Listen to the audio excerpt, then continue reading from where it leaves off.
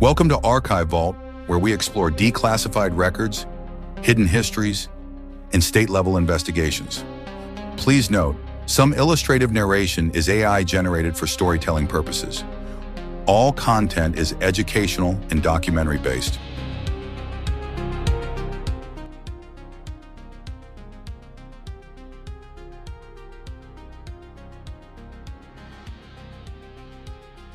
The Man Who Would Not Age. It was the year 1743 when he first appeared in London, and no one knew his name, no one knew his past, and yet every eye turned toward him. He walked into the salons of the aristocracy with a confidence that unsettled as much as it impressed. Some said he arrived from the East, some whispered of hidden noble bloodlines, others insisted he had been born centuries before, though no proof existed. He did not eat like the rest of them. Plates were set, rich food arranged, wine poured, and yet the Count barely touched a morsel. At first, people assumed fastidious manners. Then, as weeks turned into months, whispers began. How could a man survive on so little? Some suggested elixirs, others dark rituals. Rumors, yes, but each whispered story made the salons shiver with fascination. He spoke 17 languages, played violin and harpsichord with skill that rivaled the masters, discussed chemistry with scholars, and yet seemed to know secrets they themselves had never uncovered. Kings listened to him, queens smiled politely, yet sometimes their eyes betrayed unease. He did not boast. He did not demand attention. He simply existed, and the world bent slightly to his presence. Voltaire met him and recorded a line that would echo for centuries.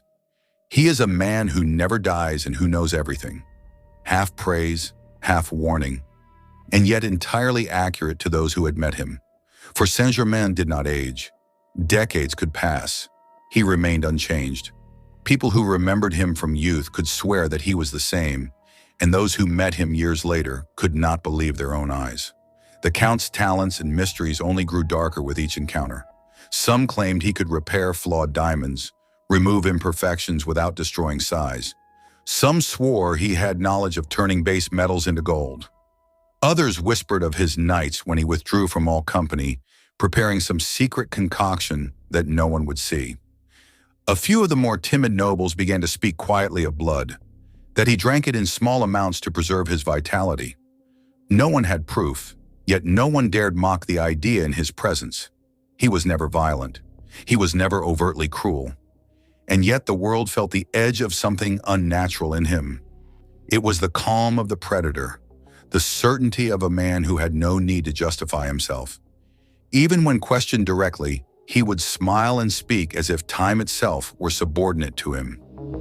By the time he appeared at the court of Louis XV in Paris, the rumors were already in motion. They spoke of a man who had lived centuries, of a man who had seen history unfold and yet never changed.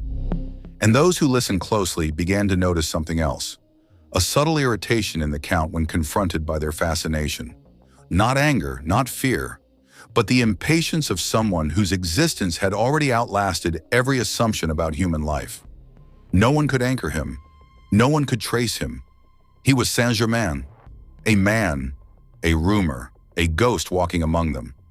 And for the first time, people began to realize something they could not quite name. He was not merely a man of this world.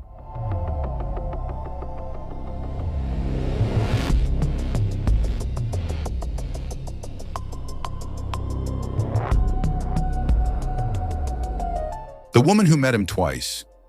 She was in her 20s, just married, attending a quiet gathering in a Parisian salon, the kind of evening where music, laughter, and candlelight mixed into soft warmth. That was the first time she saw him, the Count of Saint-Germain. He appeared suddenly, as if the night itself had opened a door to let him in, and every detail of him seemed precise, deliberate. His clothes were impeccable, his posture flawless, his voice calm but compelling. They spoke briefly, exchanged the usual courtesies, and yet something in him lingered in her mind long after he had left the room. There was a gaze that seemed to see far beyond her, beyond the walls, beyond the years she had lived. She remembered the way he spoke of distant lands, of events she could only later confirm had happened decades earlier. Even then, she told herself, he was extraordinary, but she did not yet suspect the truth. Decades passed. Her husband died. She grew older, her hair silvered, her steps slower. Life continued, ordinary and relentless. And then, on a quiet evening in her later years, she encountered him again. She recognized him immediately. The years had left her changed. Age had written its marks across her face and hands. But he, the Count, had not altered in the slightest. Same eyes, same voice, same presence. The same man who had brushed past her so many decades before. She approached him carefully, reminded him of that night, of her husband, of the music, the candles, the conversation that had seemed ordinary, but had stayed in her memory. She expected confusion, politeness, maybe a polite smile. Instead, he looked at her for a long, silent moment. "You must be mistaken," he said, calm, certain, not cruel, but unshakably firm. She insisted, speaking of the years that had passed, recounting the decades. According to her account, he seemed genuinely puzzled, not by her memory, but by her insistence that he had aged not at all. She remembered his eyes scanning her face as if measuring time itself and finding that it had left no mark on him. Then he spoke again, softly. "Do not speak of this to anyone." She never saw him after that night. She carried the memory with her for the rest of her life, of a man who defied time, who refused to explain himself, who left her with a certainty she could not rationalize. For those who heard her story, the unease was palpable. She was not the only one. Others, elderly, recalled encounters from decades past, moments in salons, courts, and private houses, and all described the same phenomenon. A man whose appearance did not change, whose knowledge was beyond what seemed possible, whose calm gaze suggested centuries of experience. The Count of Saint-Germain was no longer a man they could define. He had become something else, a living paradox, a question that would follow them until their own ends.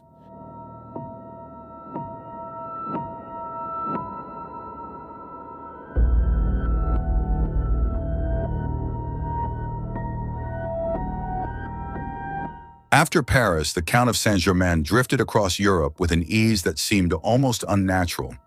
He appeared in Vienna, in Dresden, in London, moving between courts and salons as if he belonged everywhere and nowhere at once. Always impeccably dressed, always impeccably polite, he left behind a trail of astonished witnesses who could never agree on where he had come from, or how he survived. In Dresden, a wealthy merchant claimed to have dined with him in 1756. According to the account, the Count drank nothing but a small glass of water and left the meal untouched. He spoke at length about European politics, quoting treaties and battles with precision that suggested he had been present for events decades earlier. Though, of course, he had not been documented anywhere. The merchant swore he saw a faint light in the Count's eyes that made the room feel colder, though he could not explain why. In London, he was arrested briefly during the Jacobite tensions of the 1740s, suspected of espionage. They questioned him for days, but he produced documents in a calm, almost effortless manner that satisfied the authorities enough to release him. Still, whispers grew. Some said he had secret contacts in every court of Europe. Others said he could slip out of a room and appear in another city within days. And almost everyone noticed the same thing. He never seemed to age. Rumors followed him like shadows. He was said to possess knowledge of alchemy so advanced that he could transform base metals into gold. He claimed mastery over rare minerals and gemstones, repairing flawed diamonds without breaking them. Some whispered darker things, that he drank the blood of animals, even humans, to maintain vitality. Others suggested he had discovered an elixir of life, hidden in secret laboratories scattered across the continent. None of this was proven, yet the story spread, whispered in salons and corridors, repeated in letters and memoirs. He rarely traveled alone. Noble women often accompanied him in conversation, drawn to his intelligence, charm, and seeming immortality. Courtiers swore that he could recount events from decades past as if they had happened yesterday. He spoke to musicians, scientists, and diplomats with the same calm authority, leaving them uncertain whether he was a genius, a charlatan, or something entirely otherworldly. Yet he was always careful. He left no evidence of harm. He never forced belief. He did not command armies, nor did he establish power. He simply moved, observed, whispered, and disappeared, leaving behind astonishment, curiosity, and a growing unease that someone could exist entirely apart from the ordinary rules of life. By the late 1760s, the Count's appearances became more selective. He moved in and out of courts with discretion. Reports placed him in Germany, in the Low Countries, even near the court of Catherine the Great in Russia, though details were scarce and often contradictory. Every sighting, every letter, every anecdote carried the same pattern. A man unchanged by decades, a man whose knowledge seemed boundless, a man no one could fully claim to understand. And so he became a shadow across Europe, always present, never anchored, and always leaving questions that time could not answer.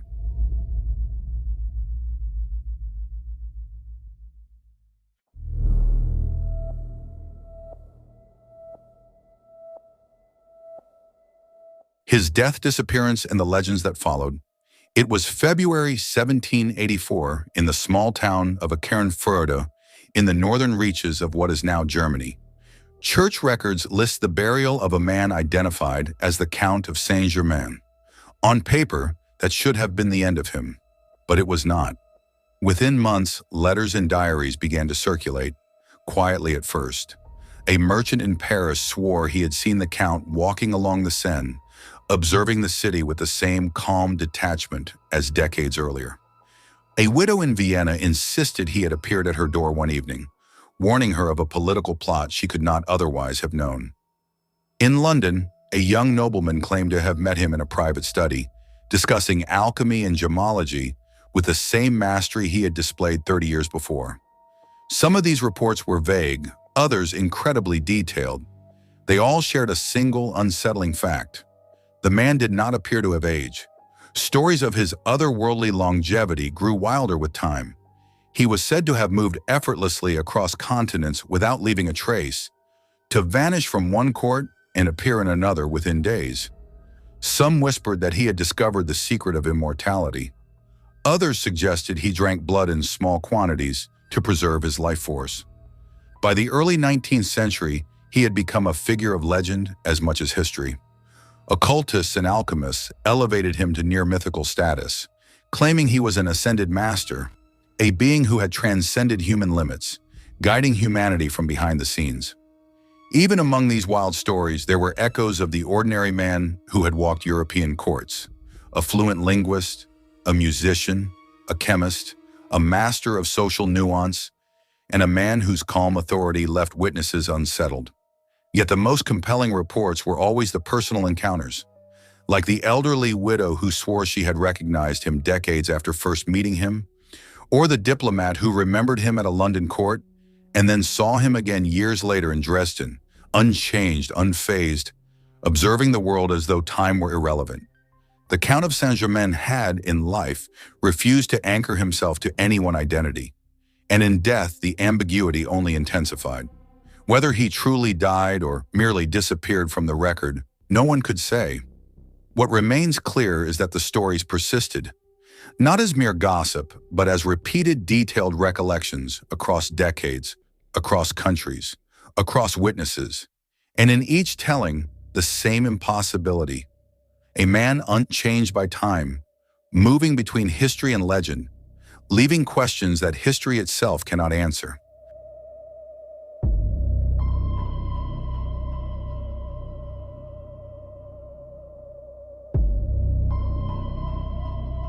When the Count of Saint-Germain finally vanishes from official records, the story becomes layered.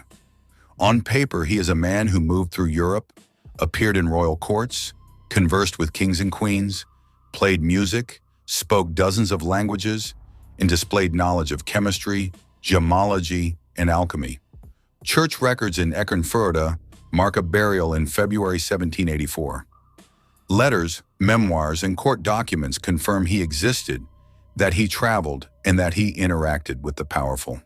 Yet even as the record closes, the whispers persist. Eyewitnesses, decades apart, claimed he had not aged. Salon rumors suggested he drank blood, refused normal meals, possessed elixirs, and carried secrets of longevity. Noble women swore they saw him in Paris decades after their first encounter. Diplomats reported seeing him in distant courts, unchanged by the passing years. Occult writers later elevated him to an ascended master, a timeless being guiding humanity in secret. The archive confirms he existed. The archive confirms his knowledge and his movements. But the archive does not explain how a man with no known origin, no anchored identity, and no aging could move undisturbed across centuries of memory. Nor does it verify the more sensational claims. The blood, the elixir, the immortality. Though these were widely believed at the time, the power of Saint-Germain's story lies in this tension between what is documented and what was lived in rumor, memory, and fear. His legend endured precisely because he left no concrete explanation, no verifiable past, and no final proof. He became a figure both historical and mythical, a man whose reality cannot be separated entirely from the stories he inspired. In the end, the Count of Saint-Germain remains a question left open. The records show a man who existed. The witnesses tell of something more. And the rumors of blood, elixirs, and centuries-long life linger in the imagination of those who hear them. History, legend, and memory overlap. And in that overlap, the Count walks still.